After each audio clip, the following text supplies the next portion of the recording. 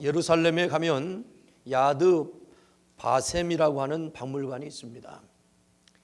이 야드 바셈이라는 이 박물관은 600만 명이나 되는 유대인들이 그 학살당한 일에 대해서 절대로 잊어서는 안 될 사건, 그리고 영원히 기념해야 될 사건이라고 하는 일로 인해서 1945년을 기점으로 과거 그리고 현재 미래의 역사를 정리해 놓은 유대인 학살 기념관입니다.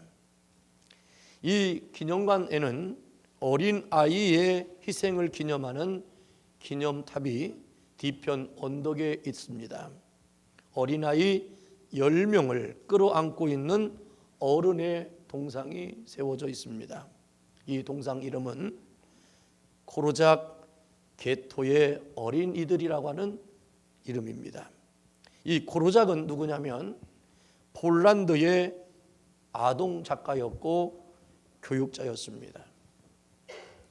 독일 나치가 폴란드의 유대인 학교를 이제 급습했습니다.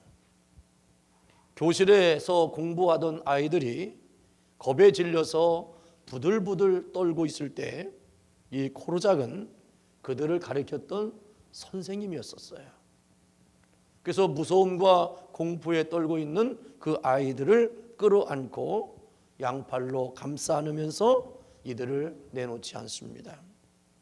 그때 독일군 장교가 이렇게 얘기합니다. 당신은 유대인이 아니니 선생님은 이제 물러나시고 유대인 아이들을 나에게 내놓으시옵소라고 소리를 지르며 명령을 합니다. 그러나 이 코르작은 필사적으로 독일군에게 저항을 합니다. 끝내 아이들과 함께 그는 가스실로 향하는 트럭을 올라타요. 독일 군병에 의해서 밀쳐냄을 당했지만 어린아이들이 겁이 질려서 눈물을 흘리고 공포에 떨고 있는 그 모습을 그는 견딜 수가 없어서 그들을 저항하면서 같이 트럭으로 올라가서 가스실로 가게 되는 상황이었습니다. 그 아이들과 함께 이제 가스실로 들어가게 되고 거기서 이제 죽음을 떨고 있는 아이들을 위해서 이가 기도합니다. 그 기도 소리를 들었던 아이들 10명이 이렇게 얘기합니다. 선생님, 이제 저희들의 마음이 편안해졌습니다. 그리고 끝까지 함께 해주셔서 감사합니다. 하나님이 지켜주실 것을 믿기 때문에 저희들은 더 이상 두려워하지 않을 것입니다. 이렇게 고백을 하는 거예요. 이 고백을 듣고 이 코르작 선생님은 그들을 같이 품에 안고 가스실에서 마지막을 보내는 그런 사건이 있었습니다. 그래서 이 외국인이지만 자기 민족의 어린 생명들과 함께 끝까지 함께 했던 이 코르작이라고 하는 그분을 기념하기 위해서 이렇게 동상을 만들어서 기념에 타는 그 박물관에 놓여지게 됐다는 것입니다. 진정한 사랑은 끝까지 함께하는 사랑입니다. 임마누엘은 하나님께서 인간을 끝까지 사랑하시는 사랑입니다. 임마누엘의 사랑은 변함이 없는 사랑인 것입니다. 십자가에서 죽기까지 변함이 없으셨습니다. 임마누엘의 사랑은 또한 차별이 없습니다. 누구와도 함께하는 놀라운 사랑인 것입니다. 환경과 처지에 따라서도 결코 변하지 않는 사랑이었습니다. 우리의 만남은 조건이 되어지면 안 됩니다. 조건은 나에게 행복일 거로 우리가 알고 있지만 조건이 무너지면 나에겐 불행이라는 것이 엄습합니다. 그래서 사람과 사람이 만날 때에는 조건으로 만나면 안 됩니다. 그 사람으로 만나야 되는 것입니다. 나는 그 사람이 좋은 겁니다. 나는 그 사람이 사랑스러운 겁니다. 그래서 그가 어떠한 처지에 있든지 나는 그 사람을 사랑할 수 있어야 되는 것이에요. 그래야만이 끝까지 갈 수 있는 것입니다. 하나님은 여러분들을 보실 때 여러분들의 조건을 보지 않습니다. 여러분들의 믿음이 대단한 것처럼 보이지만 하나님이 여러분들의 믿음을 얼마나 대단하게 보겠습니까? 여러분들이 연약하여 쓰러진들 하나님 여러분들이 얼마나 연약한 존재로 여러분들 보겠습니까? 하나님은 여러분들을 볼 때 여러분들 자체를 보시는 거예요. 그래서 나 자체를 보시기 때문에 하나님의 사랑은 나를 향하여 바뀌지 않아요. 그래서 내 안에 예수 그리스도가 있다면 영원히 하나님은 그 사랑을 끊을 수 없다는 사실을 바울은 믿음으로 고백하고 있는 것입니다. 오늘도 여러분 영원히 변하지 않는, 변할 수 없는 그 사랑을 여러분들이 받고 있다고 하는 사실에 대한 믿음의 고백에 흔들림이 없기를 주님의 이름으로 축원합니다. 본문은 이사야 선지자의 예언을 기초로 한 내용입니다. 이사야서 7장 14절에 보면 그러므로 주께서 친히 징조로 저희에게 주실 것이라. 보라, 처녀가 잉태하여 아들을 낳을 것이요 그 이름을 임마누엘이라고 하셨습니다. 여기 임마누엘은 하나님이 죄인된 인간들과 함께 하는 사랑을 얘기합니다. 하나님이 죄인된 인간들과 사람들에게 임마누엘 수 있는 유일한 길은 무엇입니까? 사랑하는 마음입니다. 여러분들이 연약하고 나약하고 어떤 장애를 갖고 살아가는데 엄청난 불편과 누구에게도 도움을 줄 수 없는 사람에게 가까이 갈 수 있는 것, 함께 할 수 있는 것은 다른 게 아닙니다. 그를 향한 사랑하는 마음입니다. 나에게 뭔가 돌아오기를 기다리며 행한 것은 사랑이 아닙니다. 그것은 자기가 인정되어지고 싶은 마음 때문에는 할 수 있지만 끝까지 행할 수 있는 것은 사랑하는 마음에는 없다는 거예요.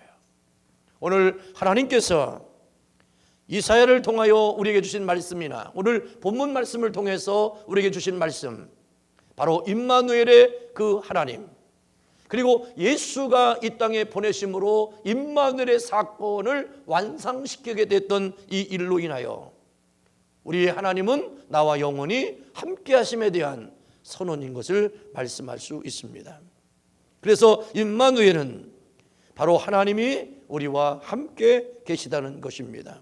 그래서 성탄절을 보면 우리가 말구 위에 예수님이 오신, 낮고 천한 자리에서 예수님이 이 땅에 만왕의 왕으로 오셨어요.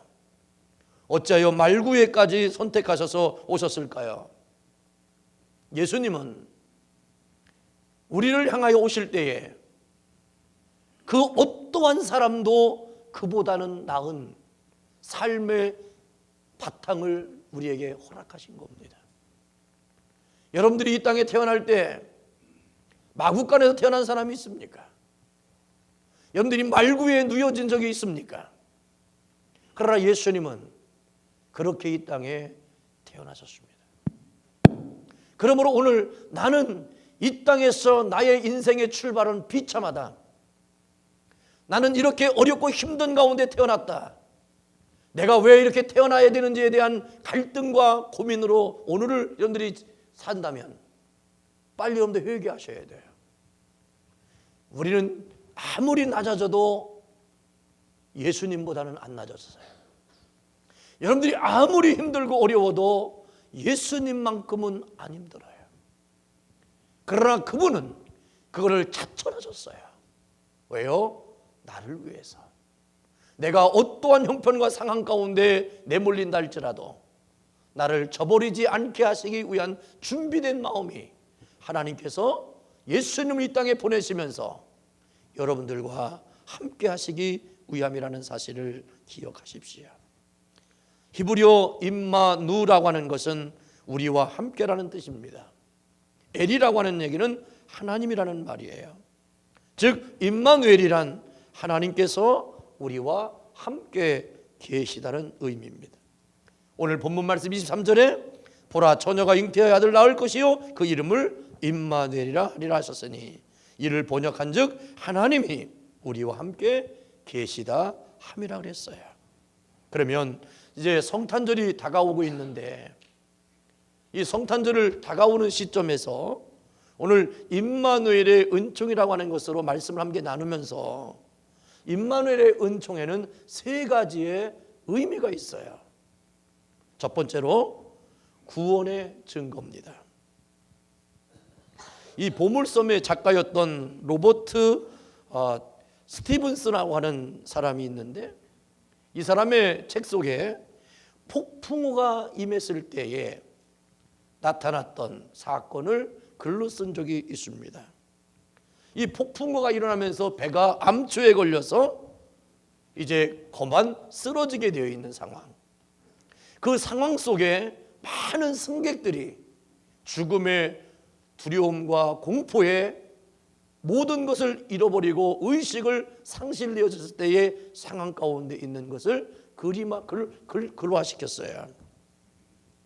어떤 한 승객이 이런 현실적인 문제에 부딪혔을 때 배가 꼼짝달싹도 못하는 상황 가운데 있는데 이 한 승객이 이 배가 앞으로 어떻게 될 것인가에 대해서 알아보기 위해서 간판 맨 위에 있는 조타실로 가보았습니다. 거기 가보니까 키잡이가 두 손으로 배의 키를 조종하는 조타기를 꽉 붙잡으면서 이 배를 어떻게라도 이 잘 방향을 잡으려고 몸부림치는 모습을 보게 됩니다. 근데 이 사람이 몸부림치는 가운데 조금씩 바다 쪽으로 뱃머리가 돌아서는 것을 보게 돼요. 그때 이 키잡이가 이마에 식은땀을 흘리면서 이 일을 진행하는데 누군가가 자기를 보는다는 느낌이 왔어요. 그래서 살짝 봤더니 그 승객이 자기를 보고 있는 거예요. 공포의 눈으로. 그때 이 키를 잡고 있던 이분이 살짝 웃음을 던집니다. 그 살짝 웃음을 던지는 것을 이 승객이 받고 보고서 막 사람들이 있는 데로 뛰어내려가요. 뛰어내려가서 이렇게 외칩니다. 제가 키잡이의 얼굴을 보았는데요. 그 사람이 환히 미소를 짓고 있습니다. 모든 것이 잘 되어가고 있는 징조입니다. 그러니 여러분들 두려워하지 마십시오. 이 배는 정상적으로 이제 운행될 것입니다. 라고 소리를 질러요. 이 미소라고 하는 것이 모든 사람들의 마음을 평안하게 해줬다는 겁니다. 이 미소는, 얼굴의 웃음은 절망을 소망으로 바꿔놓는 사건이 됐어요. 키잡이의 미소가 승객의 두려움을 잠재운 것처럼 삶의 폭풍우 속에서 주님의 얼굴을 바라보셔야 됩니다. 괴롭고 힘이 들고 어려운 상황 가운데 있을 때 우리는 땅을 바라보거나 사람을 보거나 세상을 바라보면 더 힘들어져요. 그럴 때일수록 주의 얼굴을 바라봐야 돼요. 우리 어릴 때 경험 많이 했잖아요. 너무 힘들고 억울하고 해서 속상한 일을 경험하면 눈물이 막 흘러요. 그런데 눈물을 더 이상 흘리면 안 되겠다 생각하면 이게 위를 쳐다봐요. 저 하늘을 쳐다보든 햇빛을 쳐다보든 달을 보든 별을 보면 눈에 눈물이 멈추는 것을 경험하게 됩니다. 구원하심을, 우리 하나님께 있음을, 예수님께 있음을 믿는 우리들은 이러한 고난의 시간, 절망의 시간, 갈등과 낙심의 상황 가운데 있을 때 우리는 더 주께로 가까이 나가야 됩니다. 왜냐하면 오직 주님의 구원을 통해서만이 기쁨을 경험할 수 있기 때문입니다. 그러므로 여러분들, 우리는 죽으나 사나 예수 믿는 사람들은 웃어야 됩니다. 웃어야 살 길이 열려요. 앞사람이 힘들어서 고통스러워해도 여러분들은 여유를 가지셔야 돼요.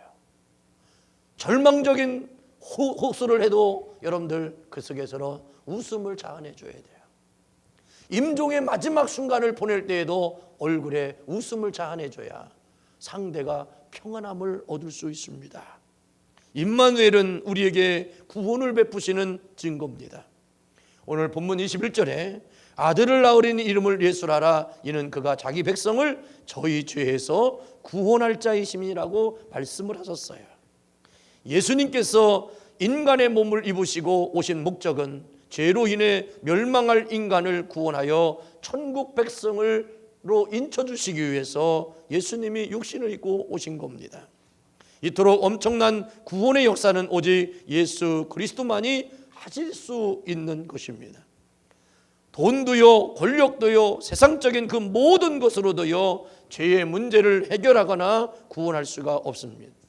오직 예수님만이 우리를 죄에서 구원하실 수 있는 유일한 분이심을 믿으시길 바랍니다. 그러므로 세상을 바라보면 희망이 없으나 예수 그리스도를 바라볼 때 소망이 있습니다. 자기의 죄 때문에 강도짓을 한 것 때문에 예수님과 함께 십자가에 매달렸던 오른편과 왼편의 강도들을 여러분들 보지 않았습니까? 오른편에 있는 강도는 그랬습니다. 우리는 죄를 지어서 강도짓했기 때문에 십자가의 죽음을 당할 수밖에 없는 운명에 처해 있지만 예수님은 저는 죄가 없음에도 불구하고 저렇게 고난당하고 있으니 주여 당신과 함께 나도 하나님의 나라에 이르기를 소망한다 그럴 때 예수님께서 오른편에 있던 강도를 네가 오늘 나와 함께 낙원에 이르리라고 말씀하지 않았습니까? 사람들은 강도였기 때문에 그를 죽이는 일을 할 수 있지만 그를 구원하실 수 있는 분은 오직 예수님밖에 없어요. 오늘 우리는 그것을 믿는 사람들입니다. 내가 잘해서 칭찬받는 것으로 족하지 마십시오. 내가 어떤 업적을 남겼기 때문에 내가 이런 사람이라고 하는 것으로 내가 인정되어지기를 걸 원하지 마십시오. 나는 마지막 순간에 예수님께서 나를 너의 죄가 사함받았고 네가 나와 나라에 함께 있게 될 거라고 하는 거룩한 선언이 우리의 영원한 기쁨이며 축복임을 믿습니다. 그러므로 메시아 되신 예수 그리스도께서 의인을 부르러 오신 것이 아니라 나 같은 죄인을 부르러 오셨다고 말씀하셨어요. 스스로 죄인이라고 고백하는 순간 예수의 구원이 우리 가운데 임하게 됩니다. 이것이 바로 은혜이며 은총이에요. 다가오는 성탄을 통해서 예수 그리스도가 필요한 존재가 바로 자신임을 깨닫는 임마누엘의 은총이 있기를 주의 이름으로 축원합니다. 나는 예수님이 필요합니다. 왜냐하면 나는 구원이 필요한 사람이에요. 나는 구원받아야 돼요. 구원이라는 게 뭡니까? 건짐을 받는다는 뜻이에요. 여러분들이 어떤 형편에 있든지 그 형편 가운데 죄의 문제만이 아니라 모든 것에서 나는 구원받아야 된다라고 하는 자의식이 있는 사람에게는 예수님의 이름을 불러야 돼요. 예수님의 이름을 부르는 그 순간 여러분들의 모든 삶의 자리에서 구원의 역사가 일어날 것을 믿으시기를 주의 이름으로 축원합니다. 그러므로 예수님께서 이 땅에 오셔서 성탄을 맞이하는 우리에게 주시는 첫 번째 은총은 내가 너희를 구원하겠다라고 하는 것, 너희를 건져내겠다라고 하는 이 은총을 가지고 오셨음을 믿고 내가 정말로 예수의 이름으로 구원받아야 될 것들이 무엇이 있는지에 대한 자신의 아름다운 속사람의 고백을 자연스럽고 편하게 할 수 있는 여러분들 되기를 주의 이름으로 축원합니다. 둘째는 임마누엘의 은총은 화해의 증거입니다. 제1차 세계대전이 한창이었었어요. 이제 성탄절 전야였었습니다. 성탄절 전야까지 많은 서로 적대감 속에서 총을 겨누고 대단한 전쟁이 일어날 때, 이제 해가 넘어가고 달빛과 별빛이 반짝일 때 총을 겨누었던 모든 병사들이 이제 마음이 고향을 향하게 됩니다. 야, 이제 성탄절 이브인데 우리 형제들, 우리 부모들, 우리 친구들, 나와 함께 했던 모든 사람들은 지금 아마 어디서 모여서 뭐를 하겠지? 이런 생각이 드는 거예요. 우리도 이민자들이기 때문에 한국의 명절이 되면 우리 형제들이 지금 어디를 가고 있겠구나, 경부고속도로를 타고 가는데 어디쯤 가겠구나, 아니면 서울로 올라올 텐데 어디쯤 왔겠구나, 이제는 모이면 자기들끼리 모여서 부침개를 부쳐 먹겠지, 땡고랑 땡을 하든지 잡채를 하든지 뭐를 하든지 하겠지, 이런 생각이 있어. 그런데 참 희한하죠. 나와 있는 우리는 그렇게 생각하는데 거기 있는 그 사람들은 우리 생각 하나도 아니야. 우리가 전화하면 그제서야 하고 자기들은 우리한테 전화 하나도 아니야. 그러면서 왜 전화도 안 하냐 그러면 시차가 달라서 그렇다는 겨. 맞긴 맞아. 근데 궁색해. 변명하기가 궁색해.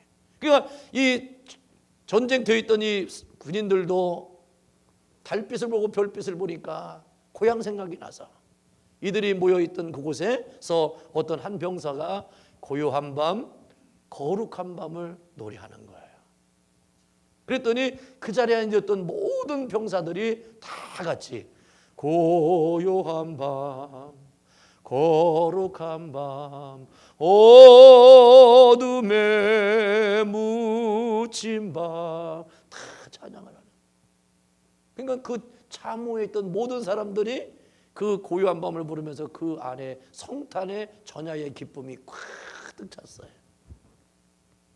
그래서 이들이 한참을 찬송을 하고 이제 끝나고 잠잠한 시간에 있을 때 적군의 참호에서 자기들의 나라의 언어로 찬송 소리가 들리는데 그 속에서도 고요한 밤, 거룩한 밤이라는 노래가 불려지기 시작했습니다.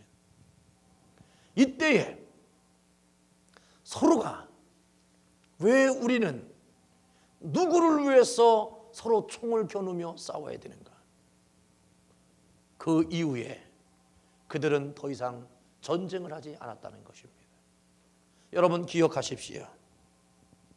우리가 옆 사람하고 앞 사람하고 언쟁을 높이고 의견이 다른 것 때문에 소리를 지르고 인상을 쓰면서 말도 안 하고 삐져가지고 밥도 안 먹고 등 돌리고 그냥 한 사람은 위로 가면 한 사람은 내려가고 한 사람은 집에 있으면 한 사람은 나가고 이런 일을 우리가 왜 해야 되나요?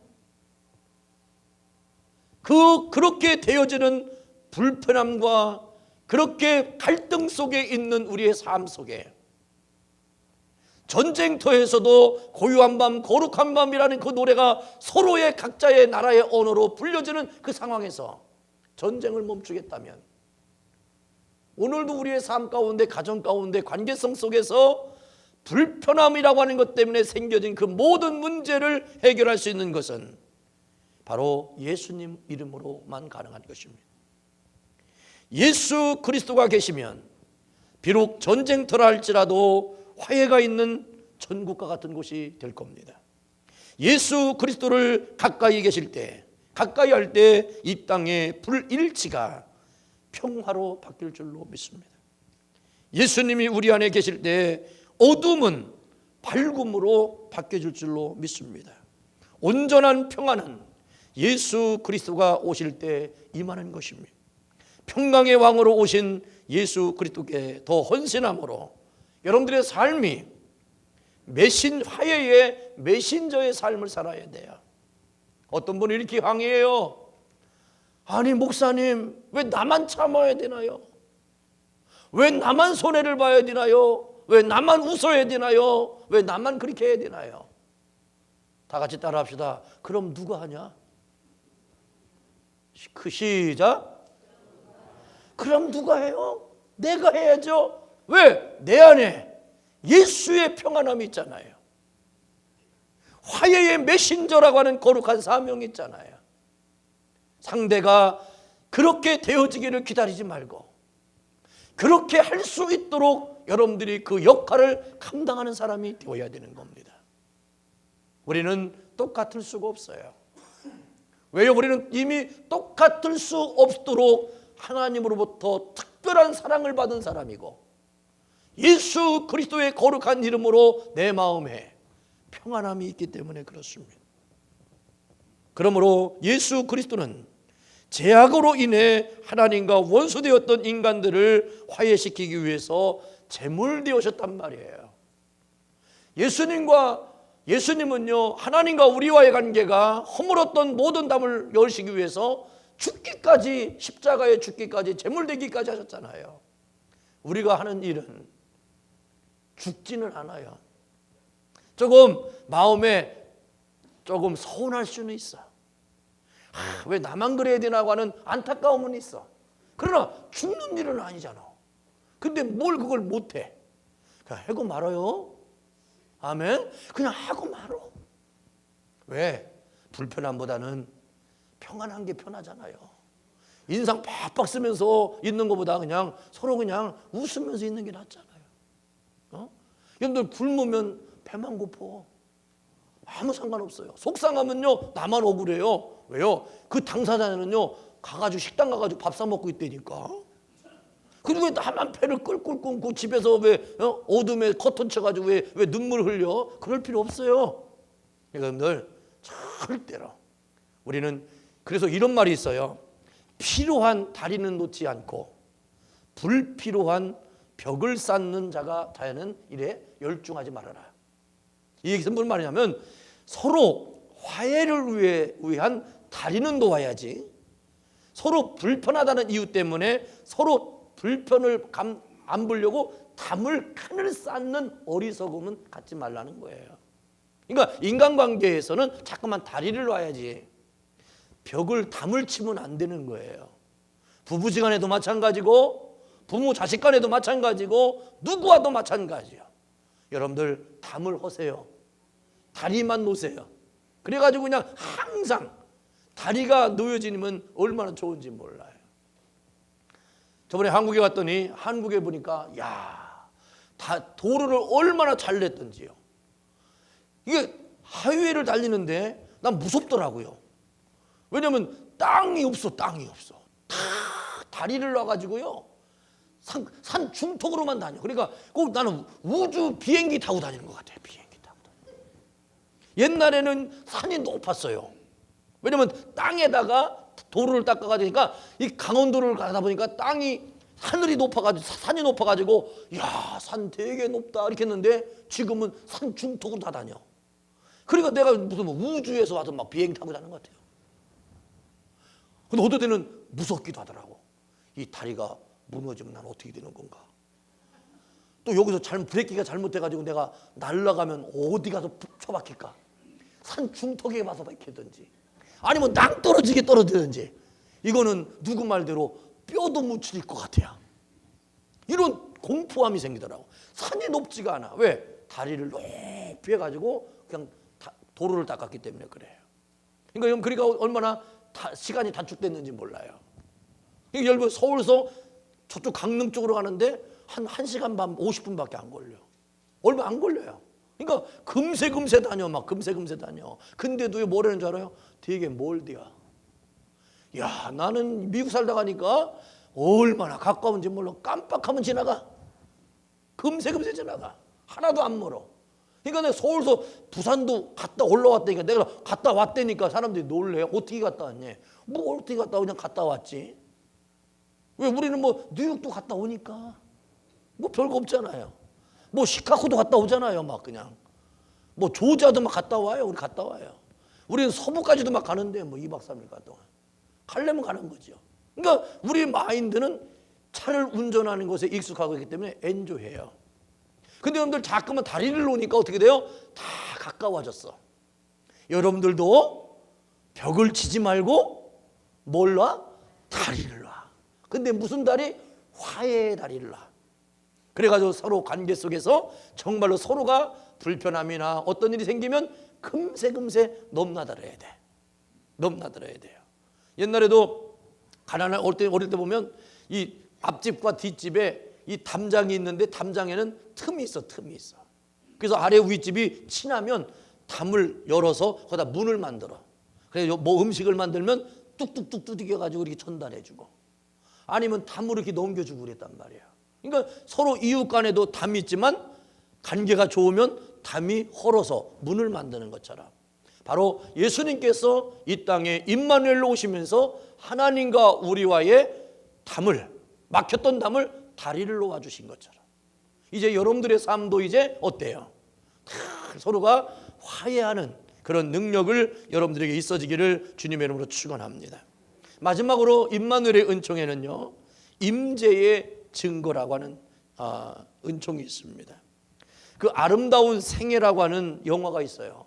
그 아름다운 생애라고 하는 그 영화의 주인공은 누구냐면 제임스 스튜어트라고 하는 사람이에요. 이 제임스가요, 자기 인생을 살아가는데 항상 뭐가 꼬여 있어요. 되는 게 하나도 없어요. 그래, 인생이 꼬이고 되는 게 없으니까 이 마음에 늘 무거움이 있었어요.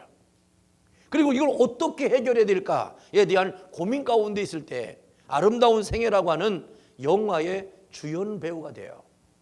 그런데 그 주연 배우의 대본에는 이런 글귀가 있었어요. 그가 이런 글귀를 연기를 해야 돼요. 뭐냐면, 하늘에 계신 하나님 아버지, 당신이 계셔서 내 기도를 들으신다면 제 길을 인도해 주십시오. 어찌할 바를 모르겠습니다. 인도해 주세요, 하나님. 이렇게 주인공의 대사를 연기하다가 이가 거기서 거듭남을 체험해요. 갑자기 이렇게 기도만 하는 거였는데 이가 거기서 막 울면서 연기를 하는 거예요. 그런데 이 감독이, 영화 감독이 내버려뒀어요. 그 내버려두고 촬영을 했는데 너무너무 기가 막힌 장면이 나온 거예요. 원래는 이는 그냥 독백처럼 기도하고 그냥 지나가는 말이었었어요.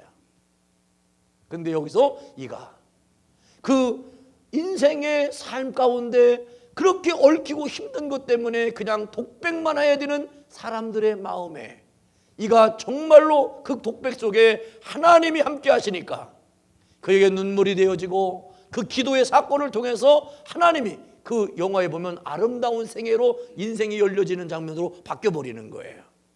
우리도 마찬가지잖아요. 성경 말씀에 얼마나 많아요. 말씀을 읽다가 이건 나에게 준 내게 하는 말씀이 아니라 성경에 보면 다 주인공들이 있었어요.